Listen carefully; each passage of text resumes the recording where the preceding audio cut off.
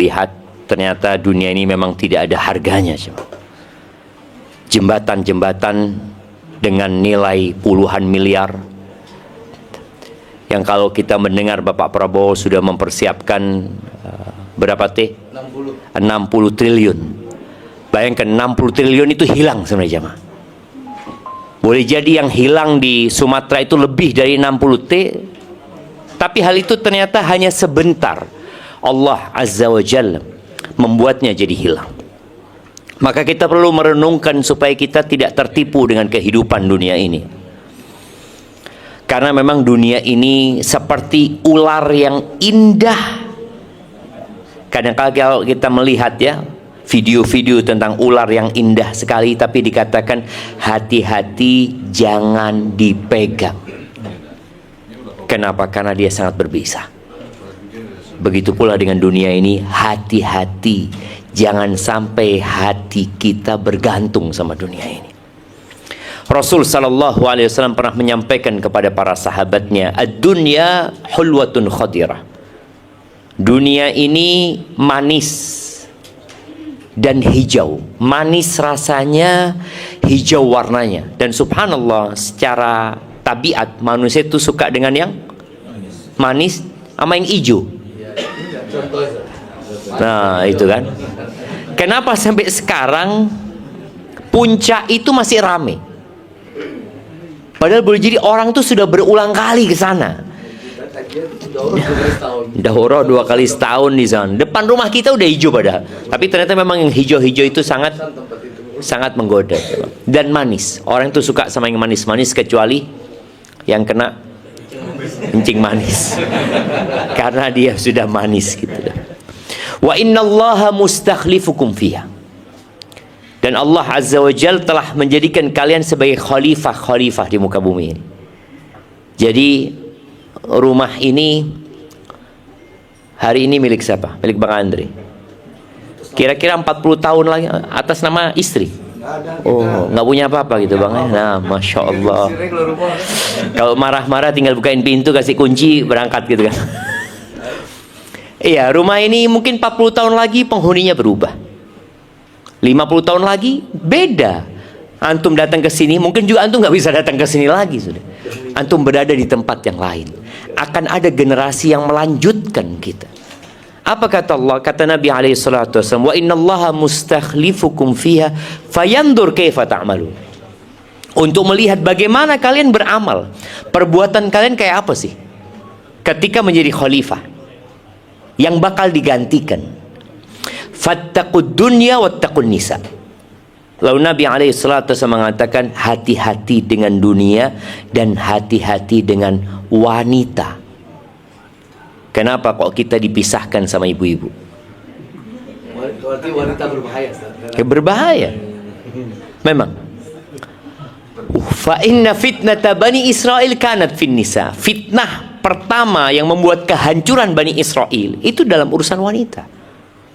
Maka kita disuruh berhati-hati. Dan kalau kita melihat ya, pembagian harta di dunia ini, kita ini bisa kumpul, mungkin bapak-bapak duduk di bawah semua ya, anak duduk di atas, minta maaf. Penghasilannya beda-beda, takdirnya beda-beda. Tapi ingat, semuanya ujian. Makanya kata Nabi SAW, supaya kita faham dengan karunia Allah, mana yang karunia, mana yang ujian. Innallaha, kata Nabi SAW, qasama bainakum arzakakum. Allah itu membagikan rizki kepada kalian sebagaimana Allah membagi-bagi urusan adab. Urusan iman juga Allah bagi-bagi. Wa innallaha yu'tid dunya man yuhibbu wa man la yuhibbu. Allah berbagi dunia kepada semua orang. Yang Allah cintai dan yang Allah tidak cintai, Allah kasih dunia. Makanya kadang-kadang kita melihat ada orang-orang nggak pernah sholat tapi sukses hidupnya. Ada orang rajin sholat susah hidupnya. Ada orang nggak pernah sholat berangkat haji, nggak pernah sholat dia tapi berangkat haji. Ada orang rajin sholat 5 waktu di masjid sampai mati nggak haji. Kok bisa seperti itu? Itulah dunia. Allah bagikan kepada semua orang. Kenapa? Karena dunia ini nggak ada nilainya buat Allah Azza wa Jalla. Kenapa harus ditahan? wala yu'til iman illa man yuhib. Tapi Allah tidak memberikan keimanan kecuali kepada orang yang Allah cintai. Jadi kalau kau ingin tahu antum dicintai Allah atau tidak, lihat iman. Iman ini ucapan dengan lisan, keyakinan dengan hati, perbuatan dengan raga kita. Bagaimana sholat kita? Apakah kita termasuk orang-orang yang bisa sholat di shaf pertama ketika Jumatan? Sebagian kita ada yang seumur hidupnya nggak pernah di shaf pertama Jumatan. Nggak pernah. Kepingin juga nggak. Kapan dia berangkat Jumatan? Dekat-dekat qomat kalau bisa seperti itu ya. Baru datang Jumatan. Dan tidak pernah merasa rugi. Ada orang kan yang merasa rugi, Allah aku telat, insya Allah pekan depan nggak, aku harus shaf pertama, paling nggak shaf kedua. Ada perasaan rugi. Tapi namun banyak manusia yang di hatinya sama sekali nggak ada penyesalan. Karena buat dia beruntung karena dia datang terakhir, jadi pulangnya bisa pertama. Apalagi kalau berdiri ya, insya Allah kayak yang paling banyak pahalanya dia. Yang lain pada duduk, dia berdiri, padahal nggak dapat tempat dia. Dia berdiri di belakang nunggu. Kalau qomat kan biasanya ada tuh pada maju semua ya. Seperti itu. Dan tidak ada penyesalan sama sekali. Ketika tidak ada penyesalan, 10 tahun dia nggak pernah di shaf pertama, 20 tahun dia nggak pernah di shaf pertama. Padahal di situ ada pembagian nikmat yang agung yang Allah berikan. Apa yang menyebabkan orang tidak menyesal? Karena dia nggak punya ilmunya.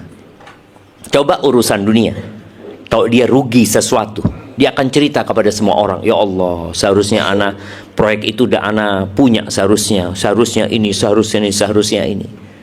Tapi untuk akhirat, contoh 2 rakaat sebelum subuh, rakaatul fajri khairun minad dunya wa ma fiha. 2 rakaat sebelum subuh itu lebih baik dari dunia dan isinya. Tapi kadangkala ada orang-orang yang tidak pernah 2 rakaat sebelum subuh. Jangan 2 rakaat sebelum subuh, subuhan juga enggak gitu loh. Dia merasa aman-aman saja, menikmati hidupnya. Maka ahibati fillah, kita sekali-kali memang perlu datang ke tempat-tempat bencana. Di situ kita akan melihat nilai dunia yang diperebutkan oleh orang-orang di sini, yang harganya semakin tahun semakin melambung. Padahal sebenarnya sama satu sayap nyamuk itu lebih mahal satu sayap nyamuk. Lau kanatid dunya ta'dilu indallah janaha ba'udah. Kalau dunia itu ada nilainya di sisi Allah seperti satu sayap nyamuk, satu, Allah nggak akan kasih orang kafir seteguk air. Tapi realitanya Allah berikan kepada orang-orang kafir bertriliun-triliun. Ini menunjukkan benar-benar tidak ada nilainya. Di surat, coba dibuka Qur'annya supaya antum dari sini paling nggak ada yang dibuka Qur'annya. Di surat Al-Munafiqun. Ini surat tentang orang-orang munafik. Di ayat 9, 10, 11. Ya Allah, siapa yang mau baca? Baca sama artinya. Surat Al-Munafiqun 9, 10, 11.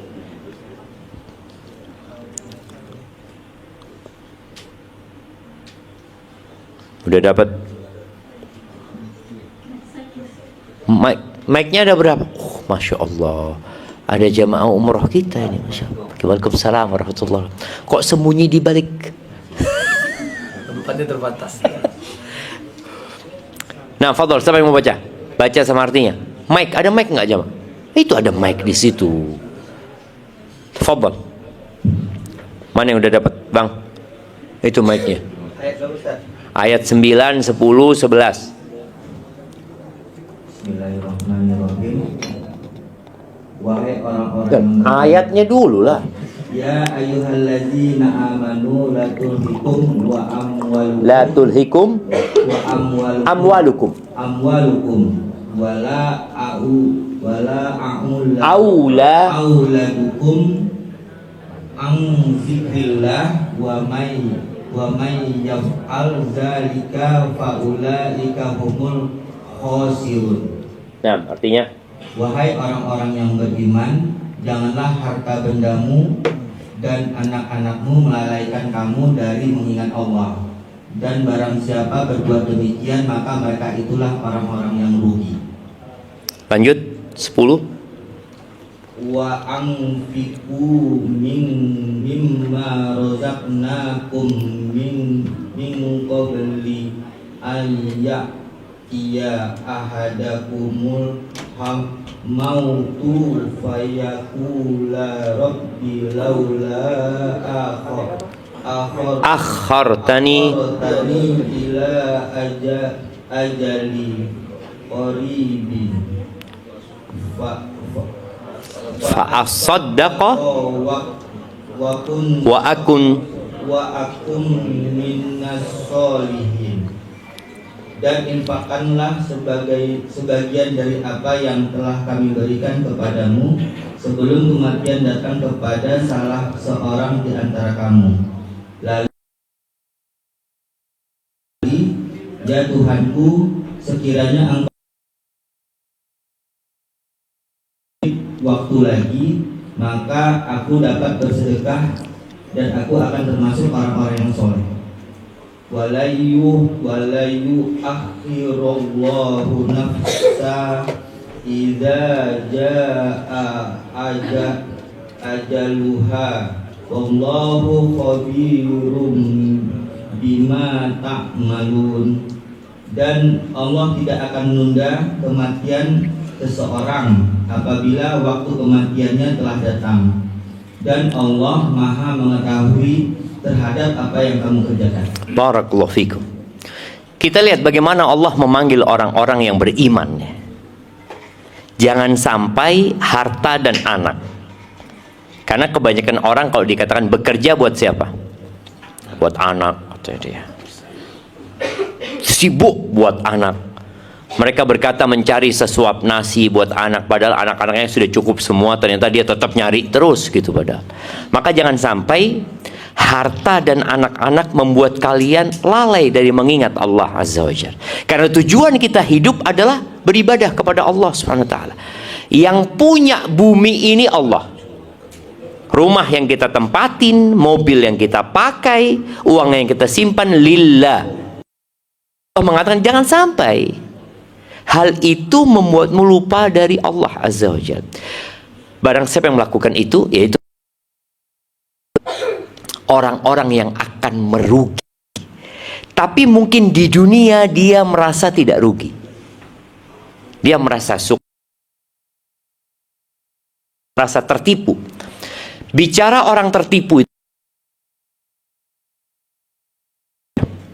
Oke, tab ini. Apa HP ini? Ketika HP ini ana jual ke orang dengan harga 500.000 sama orang 500.000, ana seneng dapat duit 500.000. Alhamdulillah kata dia. Tapi dia tidak merasa rugi karena dia dapat fulus. Ana dapat fulus, ya nilainya nggak segitu gitu loh. Begitu pula yang menjual akhiratnya demi mendapatkan dunia, dia akan rugi serugi-ruginya. Contoh orang yang tidak sholat sunnah sebelum subuh, mungkin dianggap kan nggak wajib. Iya nggak wajib. Berapa banyak dalam kehidupan ini hal-hal yang tidak wajib yang kita kerjakan. 2 rakaat sebelum subuh itu lebih baik daripada rumah kita. 2 rakaat sebelum subuh itu lebih baik. Kalau kita lihat beramal di muka bumi ini, pahalanya tidak diberikan di dunia. Kalau setiap kita sholat dapat uang 100, enak nggak jam? Enak apa enggak? Apa enaknya? Ya fulus lah. Enak ibu-ibu? Kalau setiap sholat ibu-ibu dapat $100. Kalau 5 waktu berapa?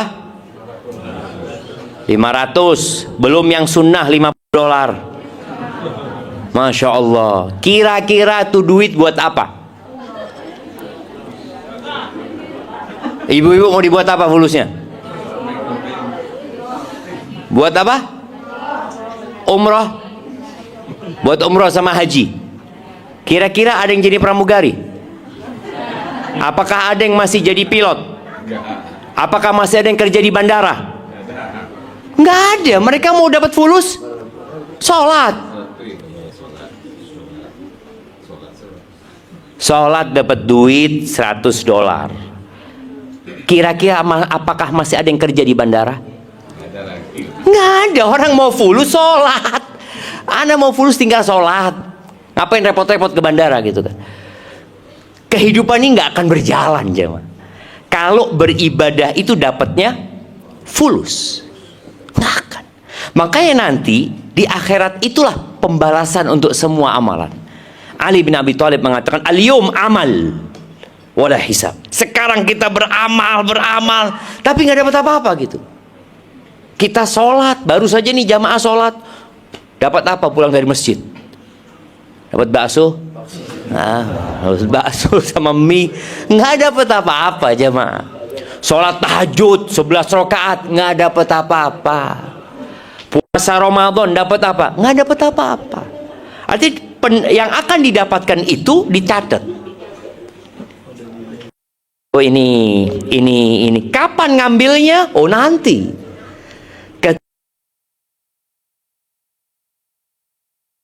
Nggak ada lagi orang yang bekerja. Disitulah balasan untuk semuanya. Di sanalah kita akan tahu ternyata 2 rakaat sebelum subuh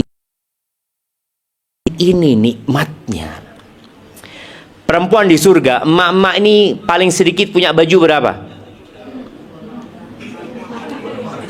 Punya baju berapa? Berlemari-lemari gitu kan. Bisa nggak ibu-ibu itu pakai 20 bajunya sekaligus? Bisa. Datang pengajian ya, pakai abaya yang warna hijau, warna merah, terus ditumpuk-tumpuk. Alaiha sab'una hulla. Hijau, jamnya hijau, kerudungnya hijau, tasnya hijau, kayak lumut akhirnya keluar dia. Casing handphonenya hijau. Oh, tunya. Waktunya casing handphonenya hijau. Oh, tunya. Waktunya nggak lama. Makanya di ayat tuan rumah ini sodakoh anggap 10 juta. Sama pembantu sodakoh 100.000. Banyakan mana?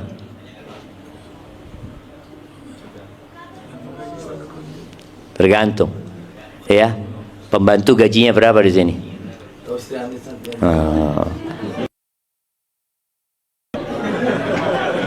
Loh, kita mau tanya beneran. Tahu katanya? Masya Allah, tahu beres gitu kan? Berapa kira-kira? Menteri Keuangan aja nggak tahu manajemen rumah tangga itu istri. Berapa?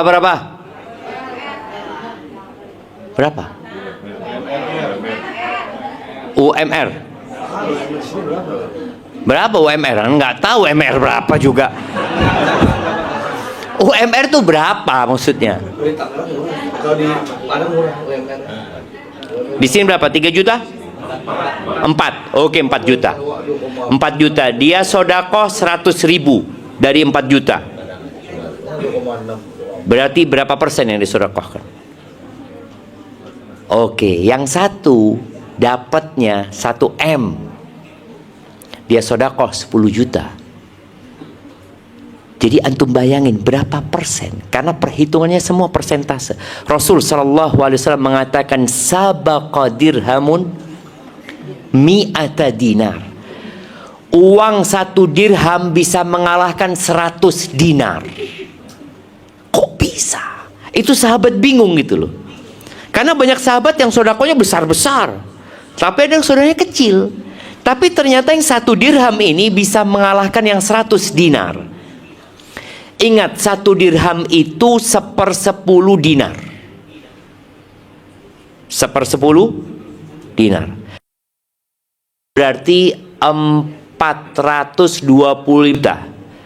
1/10 dinar tadi berapa jadi?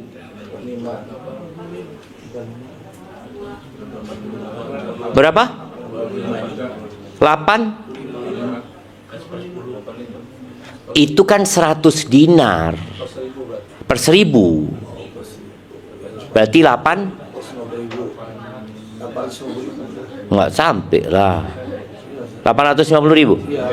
850.000. 850.000. Bayangkan, 850.000 bisa mengalahkan 850 juta. Itu yang sahabat nggak masuk di akal mereka. Ini orang sodakoh 850 juta tadi, 100 dinar. Ini cuma 1 dirham, kalah yang ini. Iya, kata Nabi SAW. Ini orang punya 2 dirham. Yang sodakoh 1 dirham, dia cuma punya 2 dirham. Dia sodakohkan 1 dirham, itu 50%. Sedangkan yang sodakoh 100 dinar, itu dia punya gudang dinar. Dia cuma ngambil 1 bungkus, dia berikan.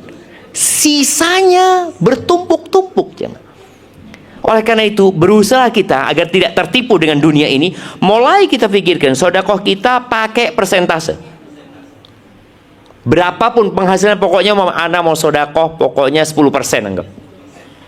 Ya udah, ketika duitnya 10 juta, 1 juta. Duitnya 100 juta, 10 juta. Duitnya 1 miliar, 100. Banyak 100 juta ini. Mulai mikir dia jamaah. Iya, 100 juta ini. Padahal tidak, sama persis. Tidak ada bedanya. Tapi itulah banyak orang tertipu dengan dunia. Duitnya 1 T. Berapa seharusnya dia sodakoh? 100 M. Bayangin ya, orang mau sodakoh 100 M. Itu mikir jamaah. Padahal dulu dia nggak mikir. 1 juta, bismillah, bismillah, fadhol. Allah barik fikum ya. Itu kecintaan kepada dunia. Makanya Allah Azza wa Jalla mengatakan, ya ayuhan nas, inna wa'dallahi haq. Kata Allah, wahai umat manusia, janji Allah itu benar. Apa janji Allah? Rumah ini akan hancur. Rumah ini akan hancur, janji Allah. Semua rumah yang ada di sini akan hancur rata sama tanah. Indonesia akan hilang dari peta. Yang ada hanya tanah datar, padang mahsyar nantinya. Janji Allah itu benar. Kalian kemudian akan dibangkitkan dari kubur kalian. Dan ketika dibangkitkan dari kubur, semuanya sesuai dengan amalan. Kalau sekarang kita nggak sesuai dengan amalan, sesuai dengan jabatan, sesuai dengan kenalan, sesuai dengan fulus, itu sekarang. Tapi nanti sesuai dengan amalan. Ketika bicara sesuai dengan amalan, maka engkau akan tahu ternyata, ya Allah, yang aku sodakohkan nggak banyak ternyata. Orang kalau sudah mau mati, apa yang dia inginkan? Sodakoh, sodakoh. Kau mau datang aja, fa'as-saddaq, ya Allah, tunda sebentar ya Allah, aku mau sedekah. Wa akum minas sholihin, aku menjadi orang-orang soleh dengan bersodakoh itu. Karena sodakoh ini amalan yang tidak membutuhkan waktu panjang. Kalau sholat kita harus berwudu, kita harus menutup aurat, kita harus menghadap kiblat, atau kita harus berangkat ke masjid. Ada waktu yang panjang. Ini orang sudah mau mati, dia nggak ngomong aku mau sholat, enggak, aku mau sedekah. Karena sodako itu bisa dengan omongan. Duit itu kasihkan ke fulannya. Sekarang bisa transfer, klik, sudah dia transfer. Tapi waktunya sudah habis. Maka kata Allah, jangan tertipu dengan kehidupan dunia. Fala taghurrannakumul hayatud dunya wala yaghurrannakum billahil gharur. Dan jangan sampai setan yang tukang tipu itu berhasil nipu kita. Setan itu berhasil menipu Nabi Adam alaihissalam. Setan itu iblis ya. Berhasil menipu Qabil. Dia bunuh Habil. Qabil mati, Habil sudah meninggal, Nabi Adam meninggal dunia, iblis masih hidup. Dia berhasil menipu kaumnya Nabi Nuh. Tertipu. Hanya 80 orang yang naik kapalnya Nabi Nuh. Bayangin. Hanya 80 orang. Kemudian kaumnya Nabi Hud, kaumnya Nabi Soleh, kaumnya Nabi Ibrahim. Ngeliat mereka Nabi Ibrahim gak terbakar, gak masuk Islam jemaah. Berhasil menipu kaumnya Nabi Ibrahim, berhasil menipu Namrud, berhasil menipu kaumnya Nabi Musa, Fir'aun dan bala tentaranya. semua sudah mati. Nabi kita Muhammad alaihissalatu wassalam meninggal dunia. Iblis tetap hidup, jemaah. Dan dia akan terus menggoda kita. Maka nasihat ana buat semuanya, hendaklah punya bacaan Al-Quran tiap hari. Baca Quran sama artinya. Baca Quran sama artinya. Kemudian sodakoh, khususnya ibu-ibu. Ibu-ibu ini harus lebih rajin sodakohnya daripada suami. Nabi alaihissalatu wassalam mengatakan, ya ma'syaran nisa tasaddaqna. Wahai kaum wanita ini, kalian bersedekahlah. Dia sedekah duit kita. Gimana bang? Kan sedekah. Sedekah, tapi duitnya suami gitu kan. Istri atau dia? Kalau sudah dikasih punyanya istri bang. Oh gitu. Iya. Jadi kalau sudah diberikan kepada istri, itu miliknya Iya, tapi kan istri. sedekah yang khusus kita bilang ini bagi-bagi sedekah. Oh, itu duit sedekah, bukan duitnya istri. Bukan. Nggak, duitnya istri. Jadi para istri itu kalau dikasih sama suami, nih duit buat sodako, itu berarti bukan sodakonya istri. Kan dapat pahala juga dia. Oh iya, menyalurkan dapat pahala. Tapi paling nggak istri itu punya sedekah sendiri. Jangan sampai istri mati ketahuan numpuk duit banyak. Oh, ternyata disimpan sama dia duitnya. Kok ketawa-ketawa ibu-ibu? Kayaknya ada yang nyimpan gitu kan? Fa inni ra'aitukunna aktsara ahlin nar. Aku melihat kebanyakan kalian adalah penghuni neraka. Kenapa? Karena perempuan itu sering melaknat, ngomongnya kadang-kala nggak benar, memaki, dan dia kurang bersyukur sama suaminya. Dengan rajin sodakoh ini kita tahu dunia ini nggak ada nilainya. Kenapa kita harus ribut-ribut? Ana sodakoh 1 juta, insya Allah ana dikasih ganti sama Allah 700 juta. Percaya nggak? Kadang-kala kurang percaya kita jemaah. Kita 1 juta kurang duitnya seperti itu kan? Gantinya bukan hanya di dunia, diganti di dunia dan di akhirat. Barakallahu fiik. Itu mungkin yang dapat ana sampaikan pada kesempatan kali ini.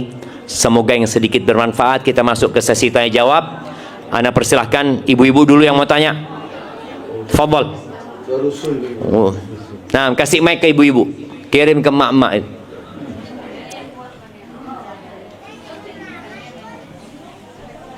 Kirim aja, kirim. Kasih aja mic ke sini. Geser aja. Geser-geser aja. Tuh, mic. Ya, silakan ibu-ibu. Cepet mereka.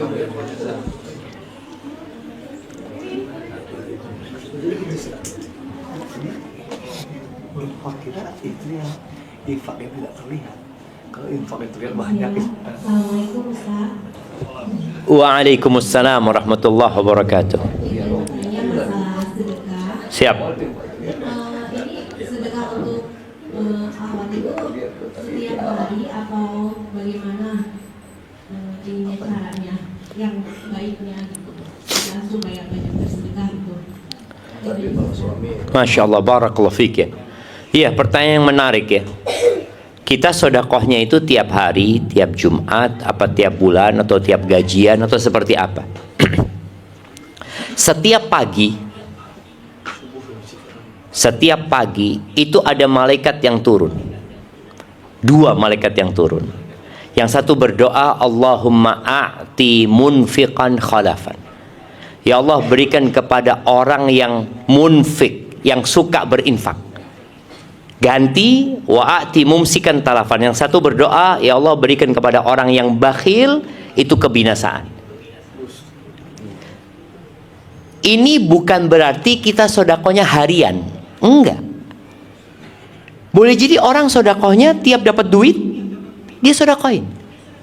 Mungkin dia dapat duit, mamanya dapat rezeki dikasih suami, mamanya 1 hari dikasih, lalu dia sodakohkan. Besok nggak dikasih lagi sama suami, tapi dia nggak sodakoh. Bukan berarti dia pelit. Contoh nih, ada orang di lampu merah, tidak semua orang ngasih kepada pengemis. Apakah yang tidak memberi itu bakhil? Belum tentu. Apakah yang memberi adalah orang yang rajin sodakoh? Belum tentu juga. Jadi akan dilihat dari kebiasaan dia sebenarnya. Boleh jadi yang tidak ngasih memang sedang tidak pegang duit. Boleh jadi yang ngasih Cuma saat itu aja dia ngasih. Dia nggak suka berbagi sebenarnya. Jadi yang didoakan tuh orang yang rajin berinfak. Jadi bicara sodakohnya nggak harus harian. Boleh jadi tadi orang ini suka menyimpan. Jadi kalau dilihat putrinya Abu Bakar, Asma sama Aisyah itu adalah dua orang yang rajin sodakoh. Tapi gaya sodakohnya berbeda. Ana lupa ya, kalau nggak salah Asma itu yang suka sodakohnya dapat duit langsung dia bagi. Tapi Aisyah dia suka disimpan, dikumpulin nih sodakoh ya, kumpulin baru dibagi. Soalnya kalau cuma sedikit kayaknya dapatnya sedikit gitu loh. Dapatnya dia mau ngasih 10 orang nih, dia dapat duit umpamanya 1 juta, aduh cuma dikasih 100 ribuan, kecil sih, ana simpen dulu kan. Setelah kumpul baru dia bagi. Namun orang yang seperti ini pun tetap masuk orang yang rajin berinfak. Jadi nggak harus sodakohnya harian.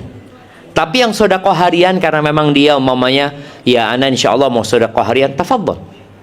Tapi ada lagi tadi yang tidak, enggak. Ana kalau harian umpamanya 10 ribu, ana mau tiap Jumat lah 70 ribu.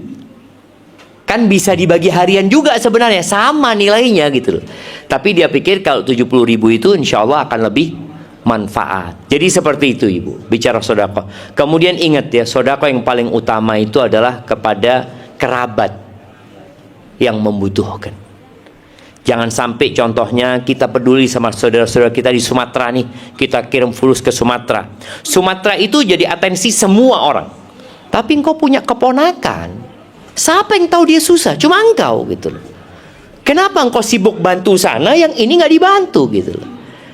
Padahal dia miskin dan kerabat gitu loh. Kita akan dapat 2 pahala, pahala sedekah dan pahala silaturahim ya. Barakallahu fik. Ya, ini ada yang masuk pertanyaan tertulis. Assalamualaikum Pak Ustadz, ahsanallahu ilaik. Waalaikumsalam warahmatullahi wabarakatuh. Izin bertanya, jika ketika kita masih hidup kita menulis wasiat bahwa uang tabungan yang dipunya agar disedekahkan, disalurkan ke yayasan yatim piatu, rumah tahfidz, misalnya pembagiannya punya uang 200 juta, 100 juta yayasan yatim piatu, yatim, 50 juta buat anak laki-laki, 50 juta buat anak perempuan. Oh, yang di yayasan tersebut ya. Pertanyaannya, bolehkah kita membagi seperti itu atau uang kita harus diatur sesuai syariat?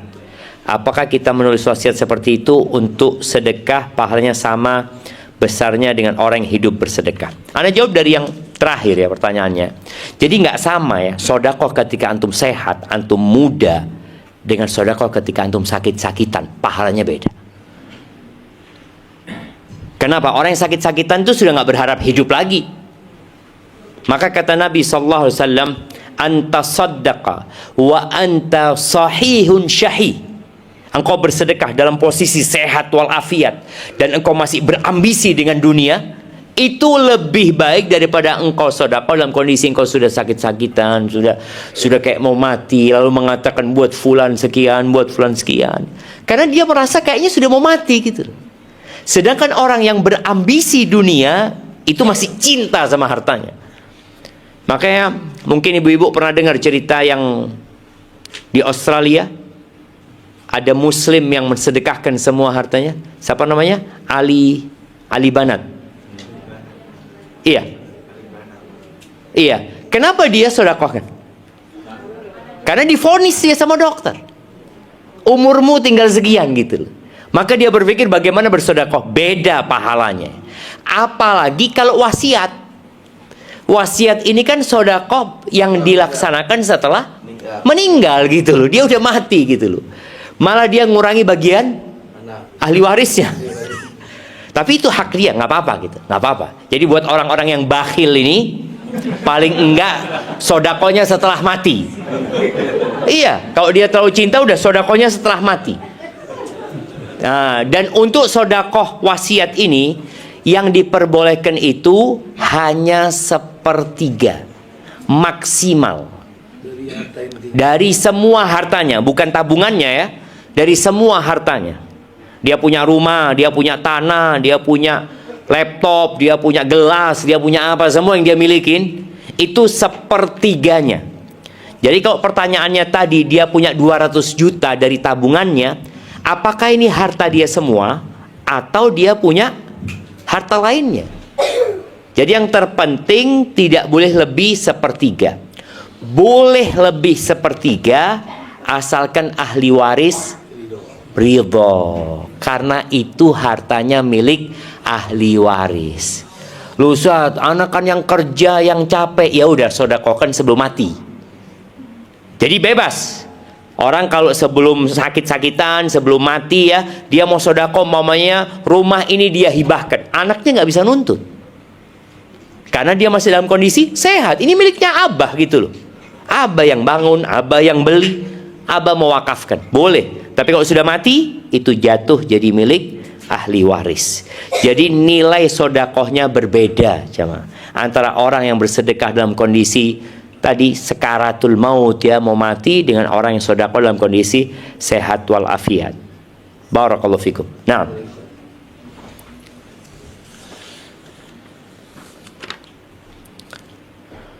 Assalamualaikum warahmatullahi wabarakatuh. Ustaz, kenapa Ustaz ini?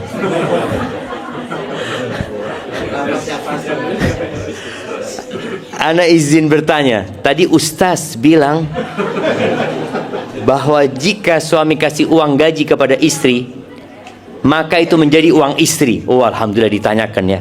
Ini kalau nggak salah paham nanti jemaah.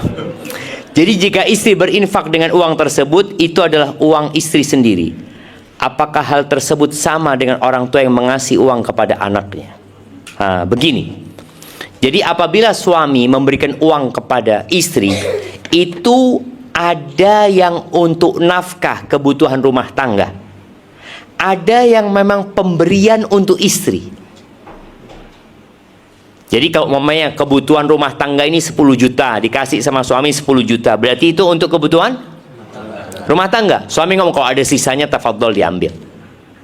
Ada suami yang ngasih ini 10 juta untuk kebutuhan rumah tangga, ini 2 juta hadiah buat engkau. Berarti dia yang 2 juta itu murni milik dia, bukan milik suami. Tapi kalau yang nafkah itu, yaitu berarti untuk kebutuhan rumah tangga. Apakah pemberian orang tua kepada anaknya? Kalau pemberian orang tua kepada anaknya jadi milik anak. Bebas dia ingin sodakohkan, itu sudah milik dia. Jadi intinya berkaitan dengan nafkah ini, ada yang memang diberikan untuk kebutuhan rumah tangga.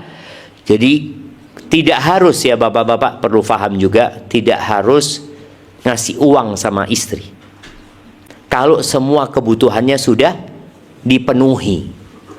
Umpamanya dia butuh apa? Oh, istri ini butuh untuk listrik itu biayain, untuk kebutuhan rumah tangga semua sudah dibelikan ini dan itu ya.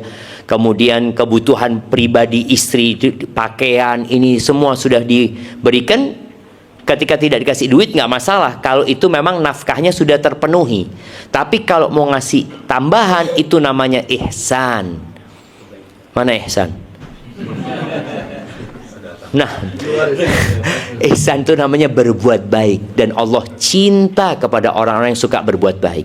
Jangan sampai antum itu suka berbuat baik sama orang, sama istri sendiri bakhil. Jangan sampai seperti itu. Betul ibu-ibu? Wah, dengerin tuh. Tuh banyak langsung curhat. Assalamualaikum Ustadz. Oh, ini Ustadz yang ini. Izin bertanya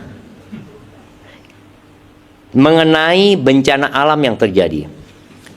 Apakah semua musibah itu diakibatkan karena dosa-dosa manusia, atau memang karena hanya takdir dari Allah saja? Perlu difahami bahwasanya tidak semua musibah karena dosa, tapi semua dosa membawa musibah. Tidak semua musibah karena dosa, tapi semua dosa membawa kepada musibah. Karena kalau kita lihat Nabi kita Muhammad alaihi salatu wassalam.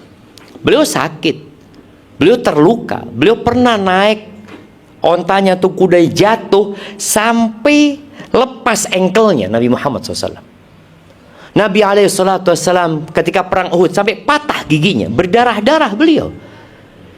Apakah karena dosa? Bukan. Jadi ada yang musibah untuk menghapuskan dosa, ada musibah yang untuk mengangkat derajat, dan ada musibah yang azab. Ada yang azab. Jadi kalau yang terjadi di Sumatera atau terjadi di mana-mana dari musibah tersebut, apakah disebabkan karena dosa? Boleh jadi.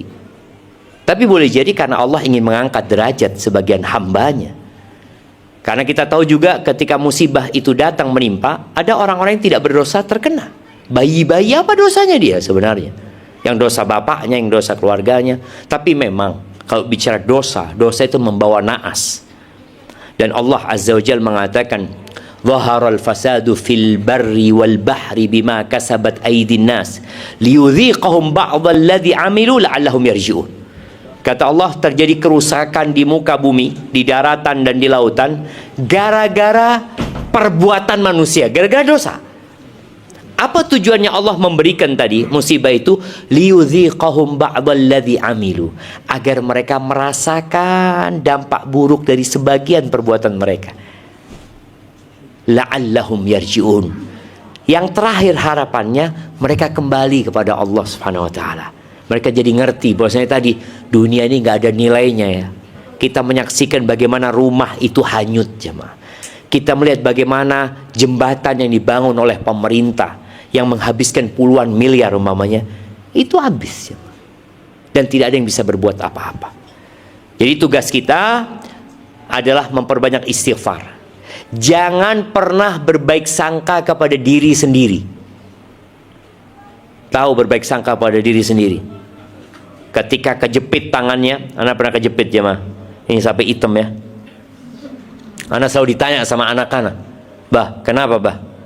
Anak ngomong penghapusan dosa. Tapi kalau orang terlalu ujub sama dirinya, pengangkat derajat. Merasa gak punya dosa dia. Jangan. Jadi kalau kena musibah, berburuk sangka sama diri kita bahwa saya ini karena dosa-dosa kita. Kalau orang lain kena musibah dan kita tidak tahu orang itu sebagai pelaku dosa, hendaklah kita berbaik sangka. Semoga Allah mengangkat derajat dia. Jangan sampai kita berpikir kayaknya dia punya dosa tersembunyi, kayaknya dia yang gak ketahuan. Jangan, jemaah. Jadi hendaklah berbaik sangka kepada orang lain. Kalau kepada diri kita, kita berburuk sangka. Tapi selalu berbaik sangka sama Allah Subhanahu wa taala. Bismillah Ustaz, apakah apabila orang tua yang menghibahkan hartanya untuk anak-anaknya termasuk bentuk sedekah? Iya, ya hibah itu salah satu bentuk pemberian ya dari orang tua. Yang jelas akan mendapatkan pahala dari Allah Azza wa Jalla. Hatta luqma ini, sampai seorang suami yang memberikan sesuap makanan kepada istrinya berharap pahala dari Allah, jadi sedekah. Jadi kembali kepada niat orang tuanya. Sebagian orang tua itu menghibahkan harta kepada anak-anaknya karena takut anak-anaknya ribut setelah dia mati. Bukan karena berharap pahala dari Allah. Innamal a'malu binniyat. Amalan tergantung niat. Kalau dia niatnya enggak, aku ingin membuat anak-anak ini berkecukupan ya, semoga jadi pahala buat aku di sisi Allah, insya Allah dapat pahala sedekah. Tapi ada yang tadi, aduh daripada ribut-ribut mereka nanti, udah bagiin sekarang. Takut keributan, dan boleh jadi memang mereka akan ribut disebabkan kesalahan orang tua yang tidak memberikan bekal yang baik kepada anak-anaknya. Dan di antara yang menyebabkan silaturahim terputus itu ketika orang tua berlaku tidak adil. Ini kalau dia hibah, hendaklah menyamaratakan. Walaupun sebagian ulama berpendapat laki perempuan seperti warisan 1:2. Tapi sebagian lain mengatakan ulama enggak, ini bukan warisan, ini hibah. Maka hibah boleh sama. Maka lebih baik berikan sama. Sehingga jangan sampai anak itu nanti iri sama abangnya. Bapakku memang lebih cinta sama fulan tuh, dikasih rumah yang harganya lebih daripada harga rumahku. Kalau memang nanti memberi dengan harga yang berbeda, perbedaan harga diserahkan uang. Umpamanya nilai rumah ini 2M, yang dikasihkan ke fulan 1,7 nilainya. Maka berikan yang 300 ini, kata dia, milikmu. Sehingga tidak ada iri dan dengki di antara anak-anak kita. Kesian ya kalau sampai orang tua mati, ternyata dia yang menyebabkan silaturahim putus. Anaknya tidak bertegur sapa, kakak sama adik tidak mau bertegur. Gara-gara bapak ibunya nih ketika mati dia tidak berlaku adil. A'udzubillah min dzalik ya. Pertanyaan selanjutnya, Assalamualaikum warahmatullahi wabarakatuh. Ustadz, jika kita masih punya hutang tapi sangat ingin bersedekah, mana yang lebih utama, bayar utang atau sedekah? Lalu katanya umroh membuat kita kaya, boleh kita umroh dengan harapan agar bisa membayar hutang? Gimana jemaah? Boleh nggak sedekah masih punya utang? Tergantung. Ada hutang yang sudah jatuh tempo, maka ketika hutang sudah jatuh tempo, melunasi hutang lebih utama. Jangan antum sodakoh, karena sodakoh itu sunnah, bayar hutang wajib. Tapi kalau hutangnya belum jatuh tempo, bebas kita. Asalkan kita insya Allah ini baru jatuh tempo Ustaz bulan Ramadan, ya udah nggak ada masalah, engkau silahkan bersedekah gitu. Tapi kalau ternyata udah jatuh tempo, berikan. Itu lebih utama, pahalanya akan lebih besar insya Allah ketika kita melaksanakan sebuah kewajiban. Jadi menjalankan sunnah dengan menjalankan kewajiban, mana yang lebih utama? Menjalankan kewajiban. Tapi bicara umroh tadi, sama umroh ini. Umroh ini juga kalau sudah jatuh tempo harus ngomong sama yang punya uang. Afwannya aku kok kepingin umroh ya, kan seharusnya aku bayar utang nih bulan ini, bisa nggak ditunda bayar utangnya? Ketika dia mengizinkan, tafadhol, berangkatlah umroh.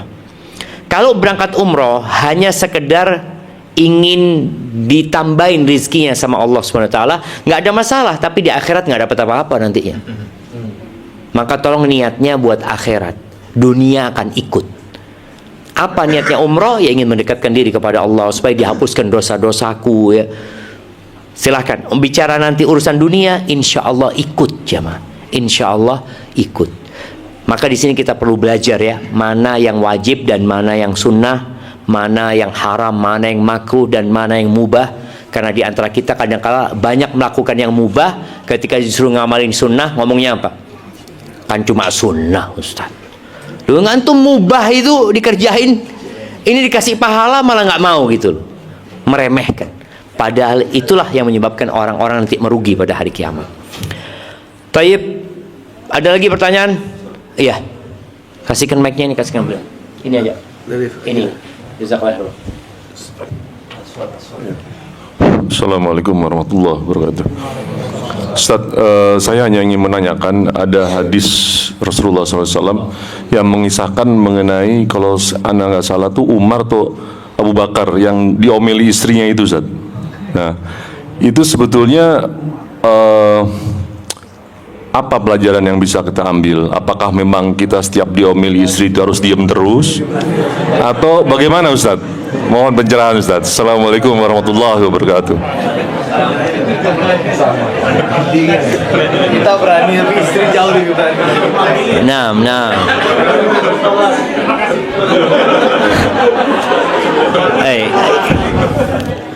Sudah ibu-ibu. Di sini ada dua masalah sebenarnya. Yang pertama, seorang istri itu punya kewajiban menghormati, menghargai suaminya. Bahkan suami adalah surga atau nerakanya seorang istri. Dia punya banyak kewajiban kepada istrinya. Di sisi lain, suami diperintahkan untuk memaklumi kekurangan istrinya. Jadi yang pernah terjadi di masa Nabi SAW, itu istrinya Umar bin Khattab itu pernah kayak bantah sama Umar. Langsung dilihat sama Umar. Umar ini Setan takut sama Umar. Bininya berani bantah istrinya, aturaji'ina nih, engkau berani bantah aku, kata Umar bin Khattab. Kaifla uraji. Jadi ada satu hal mungkin yang istrinya punya pendapat lain gitu loh sama Umar. Jadi bukan bantah nggak nurut, enggak, tapi dia masih nego lah sama suaminya. Muraja nggak nego engkau. Sedangkan istri Nabi aja kadangkala melakukan itu kepada Nabi SAW. Kadangkala ngomong sama dia. Hah, kata Umar, bener kok, kata dia. Bener, coba engkau tanya sama putrimu. Kan Hafsah, putrinya Umar, datang Umar bin Khattab radhiyallahu anhu, tanya sama Hafsah. Bener, kata dia. Ada istri-istri Nabi yang nggak ngajak ngomong Nabi SAW seharian, kata dia. Iya, kata dia. Kata Umar, nak, kau jangan berbuat itu, nak, ya. Jangan, nak, kata Umar. Di sini Umar tidak melegalkan perbuatan itu, karena tetap perbuatan itu perbuatan yang tidak baik gitu loh, tidak etis. Tapi sebagai seorang suami yang baik, dia memaklumi kekurangan istrinya. Jadi ini bukan memberikan legalitas, enggak. Umar mengatakan enggak, jangan melakukan itu. Tapi Nabi alaihissalam, karena sabarnya beliau, ya beliau tahu, memahami bahwasanya perempuan itu punya kekurangan, ya kadang-kala dia cemburu, ya. Kalau kita lihat umpamanya Aisyah radhiyallahu taala anha memecahkan piring di depan Nabi SAW, di depan tamu-tamunya. Kira-kira kalau Bang Andri nih, kalau ibu ini mecahkan piring, apa yang terjadi, Bang Andri? Tambah pecah lagi piringnya. Ya, kita lihat bagaimana Nabi alaihissalatu di depan tamu-tamunya, beliau cuma mengatakan, gharat ummukum, ibu kalian lagi cemburu, kata Nabi SAW. Selesai. Tapi bukan legalitas, oh boleh memecahkan piring gitu kan, enggak. Tetap perbuatan itu perbuatan tercela gitu loh. Jadi seorang suami ketika mendapatkan istrinya ngomel, yang paling enak itu memang diem. Karena dengan membantah itu tidak selesai masalahnya. Kadang-kadang kalau diem kenapa marah kan? Oke, dia memang cari lawan gitu kan. Kasih raket dialah. Ajak main pedal, Bang. Suruh pedal aja. Iya, jadi memang kita harus pintar-pintar. Kita diam, dia lebih marah lagi, diam. Kemudian ketika dia masih marah, kita keluar. Kadang-kala perempuan itu kalau kita nggak pintar-pintar menghadapi mereka, dia itu nggak ingin kita keluar. Dia ingin masalahnya selesai. Yang dia inginkan cerai. Yang dia inginkan pisah. Saat itu juga. Jadi kadang-kala suami ini kalau keluar dari rumah, kemana kau, kata dia? Belum selesai urusannya. Duduk sini. Duduk sini. Iya, jadi kita yang harus kabur. Sebagaimana Ali bin Abi Thalib ketika ribut sama Fatimah, Ali keluar. Ali keluar. Karena kadang-kala kita dipancing emosinya nantinya. Maka keluarlah. Keluarnya kemana? Ke masjid. Jangan keluar ke mana-mana gitu kan, yang benar keluarnya gitu loh. Jadi istrinya tahu kalau suaminya pergi, insya Allah ke masjid. Tidak tahu masjid yang mana gitu kan. Wallahu a'lam bishawab. Jadi yang jelas buat ibu-ibu, cerita tadi bukan menjadi inspirasi buat kurang ajar sama suaminya, enggak. Kebanyakan wanita itu masuk neraka gara-gara tidak menghormatin suaminya, tidak menghargai suaminya, tidak memuliakan suaminya, ya. Dan boleh jadi suami ini ya sabar, dia berpikir ya semudah-mudahan lah dunia ini ujian ya, semoga nggak ketemu lagi sama istri ana di hari kiamat. Boleh jadi ada yang seperti itu, karena ada satu konten ya, ini ada 4 orang kalau nggak salah, 1 orang ini diganyang sama istrinya. Kan kita tahu lah sahib-sahib kita yang istrinya itu na'udzubillah ya, seperti itu ya. Terus kasih tahu, ada syekh cerita bahwa ternyata engkau itu akan bersama istrimu di surga nanti. Kata dia, a'udzubillah, ketemu dia lagi, kata dia. Allahu Akbar. Padahal kalau sudah masuk surga semuanya jadi baik ya, nggak ada yang buruk lagi ya. Sebagaimana ada bapak-bapak istri yang tidak ingin ketemu sama suami.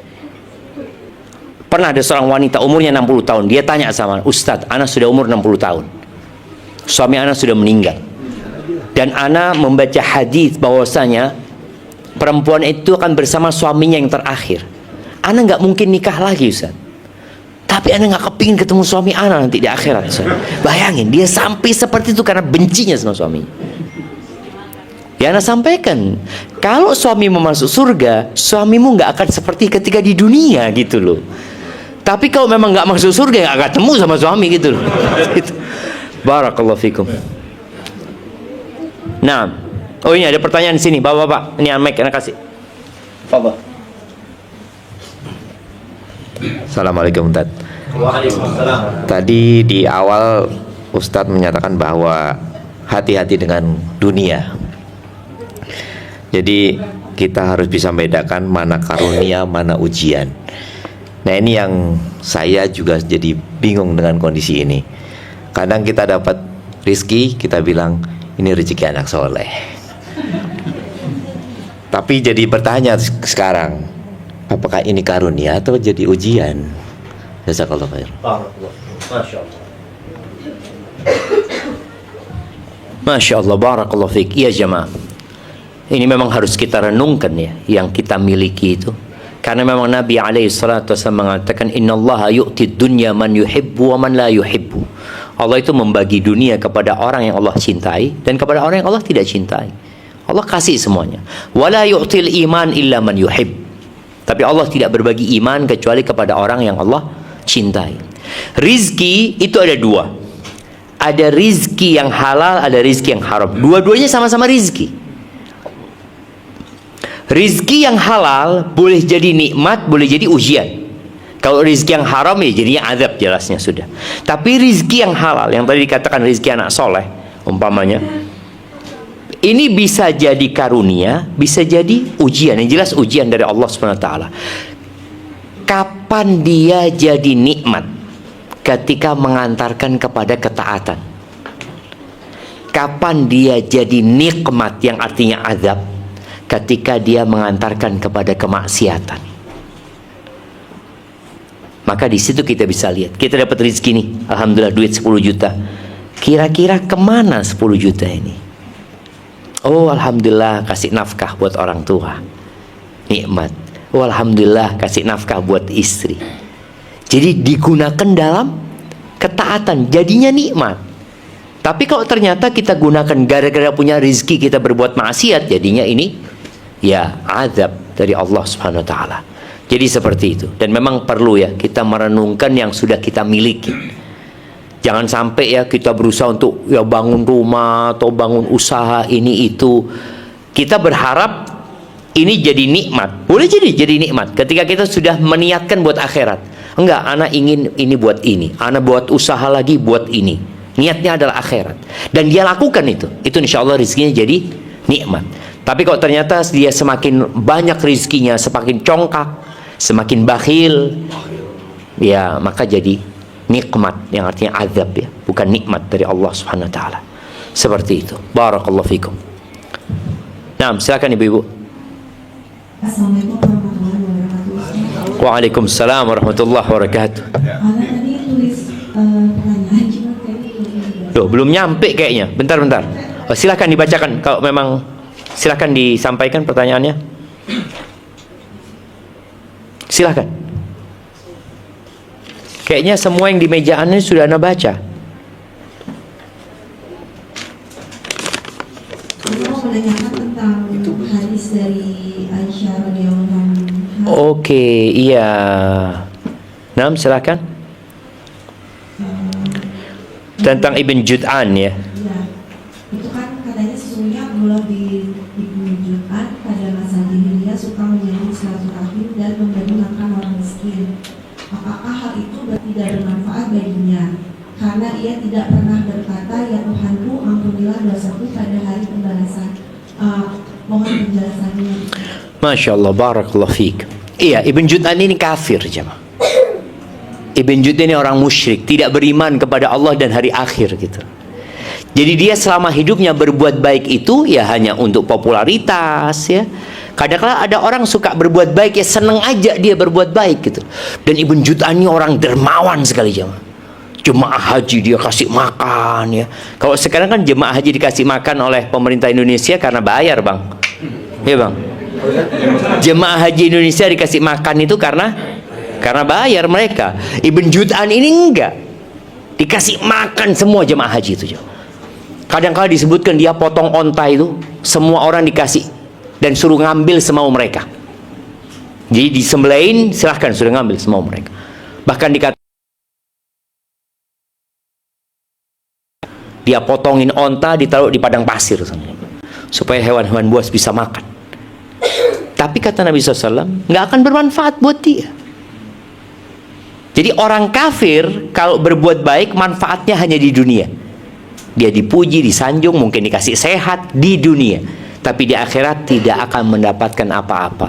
Karena syarat diterimanya amalan itu dua, ikhlas dan sesuai dengan aturan, sesuai dengan sunnah Nabi SAW.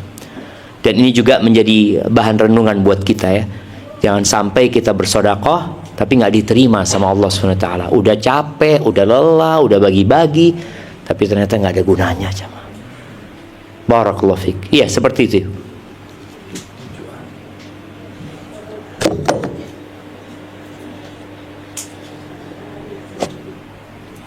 Kayaknya, naam, fadhal. Baik Ustadz, terima kasih. Saya ingat kalau hari ini itu hari terakhir Jumadil Akhir Ustadz. Jadi besok itu kita mau masuk bulan Syakban. Syakban. Rajab ya? Rajab.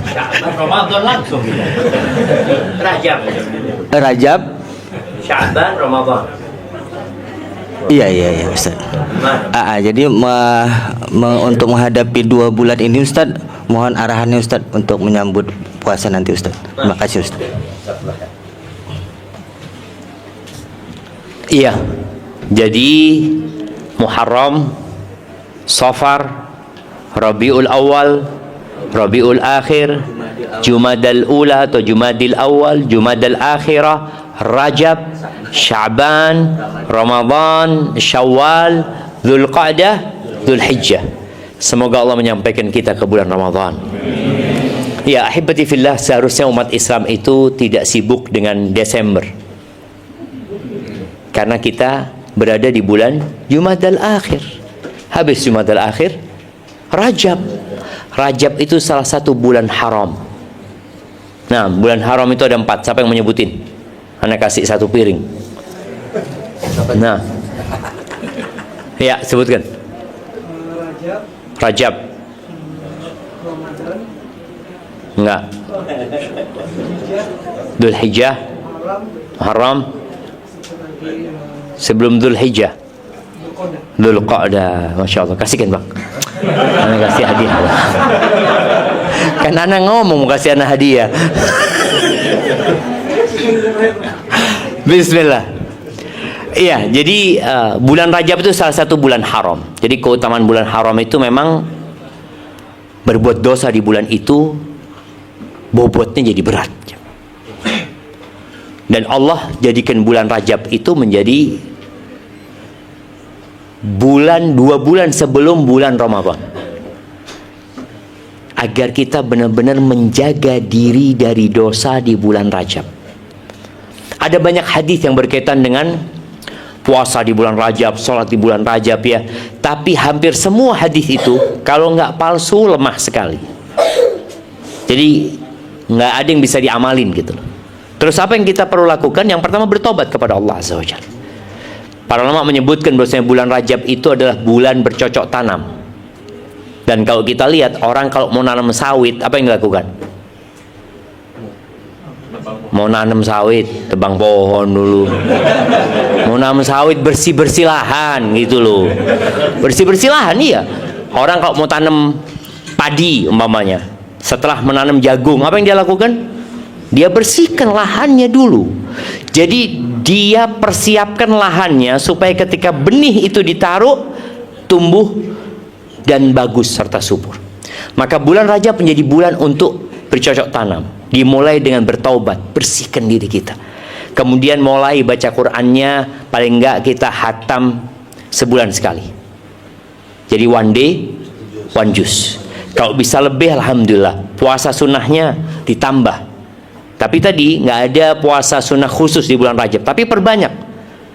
Umpamanya puasa sunnahnya, ana mau puasa di bulan Rajab 15 hari umpamanya. Ya sudah, bisa dibikin Daud umpamanya, atau dibikin enggak lah, anak 5 hari puasa 5 hari off, seperti itu boleh, nggak ada masalah jamaah. Jadi Nabi Muhammad SAW itu puasanya nggak puasa Daud. Beliau puasanya itu kadang-kala yasum, puasa berhari-hari, nggak berbuka. Tapi nanti kemudian beliau berbuka. Tapi beliau menyebutkan bahwasanya sebaik-baiknya puasa alaihi salatu wasallam puasanya Nabi Daud ya. Jadi kalau bisa seperti itu. Jadi sholat malamnya sudah mulai. Jangan sampai nanti di bulan Ramadan kita sudah sulit mau sholat malam.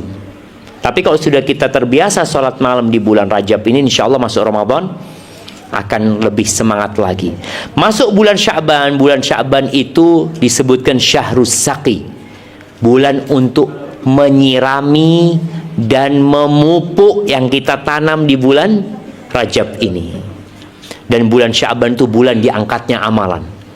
Nabi alaihissalatu wasallam di bulan Sya'ban hampir full puasa. Kana yasumu Sya'ban kullah, kata Aisyah. Beliau puasa Sya'ban full, seakan-akan 1 bulan. Di riwayat lain dikatakan illa qalila, cuma sedikit beliau nggak puasa. Kalau kita di bulan Rajab sudah mulai puasa, jadi masuk Sya'ban itu puasanya bisa lebih banyak. Umpamanya Rajab kita puasa 15 hari, Sya'ban bisa 25 hari kita puasa. Masuk Ramadan santai kita, udah santai. Kan kebanyakan orang di Ramadan itu kaget ya, kenapa mereka hari pertama itu kok balas dendam ya, makan ini, karena pertama kali dia puasa itu loh. Dia nggak makan, ya Allah, jam 3 habis sholat asar sudah duduk di meja makan, tanya sama istrinya, kita berbuka apa gitu loh. Terus gitu loh, ketika ada radio, biasanya dulu kan kita nonton radio kan, mau request apa? Request adzan maghrib gitu kan. Dia request adzan maghrib supaya lebih cepat. Kenapa? Karena dia nggak biasa puasa.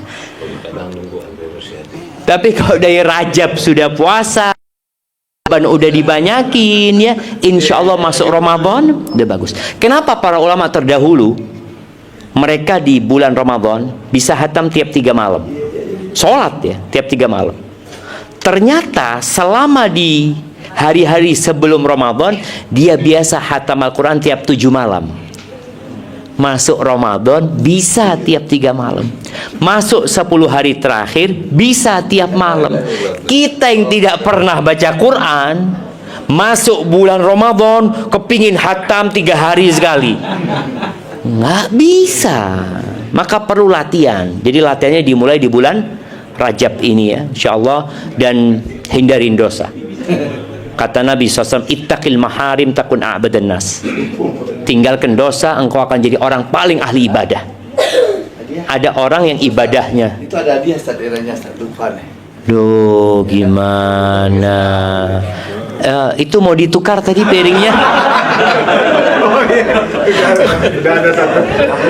Tapi nggak apa-apa, kita tambahin lah, kita tambahin hadiahnya. Gimana ceritanya? Nah, fadhal, kirim ke sana. Tadi yang tanya, siapa yang tanya tadi? Yang tanya kasih hadiah yang tanya. Nah, yang tanya kasih hadiah, kasihin ke beliau. Waduh, yang perempuan ini bang, ini buat perempuan bang. Iya. Pokok di situ Pak. Iya, yang pertanyaannya tadi, yang mana jemaah? Yang Ibn Jud'an. Kasih orda. Insya Allah. Terus yang tanya tadi apa lagi? Ada mama tanya apa tadi yang pertama? Sedekah, kasih ini. Nah, ada lagi yang tanya? Tadi cuma 2 kalau saya ibu, atau 3? Ada lagi tadi yang tanya? Oke, kita kasih ini. Nggak tahu apalah. Oh, fulus kayaknya itu jamaah. Kok berat? Nggak salah naruh abang, enggak? Enggak. Siap, barakallahu fik. Iya, ana rasa, ana harus jalan jam 2 jamaah. Sohi minta maaf ya. Satu lagi insya Allah nanti kalau sudah pindah rumah, insya Allah satu lagi. Tapi insya Allah kita lanjutkan pada pertemuan yang akan datang. kita tutup majlis ini dengan membaca doa kafaratul majlis. Subhanakallahumma wa bihamdika asyhadu an la ilaha illa anta astaghfiruka wa atubu ilaik. Assalamualaikum warahmatullahi wabarakatuh. Ayo, tutup. Udah, nggak usah, udah Ustaz. Terakhir kamu tuh bilang kamu tuh kerja.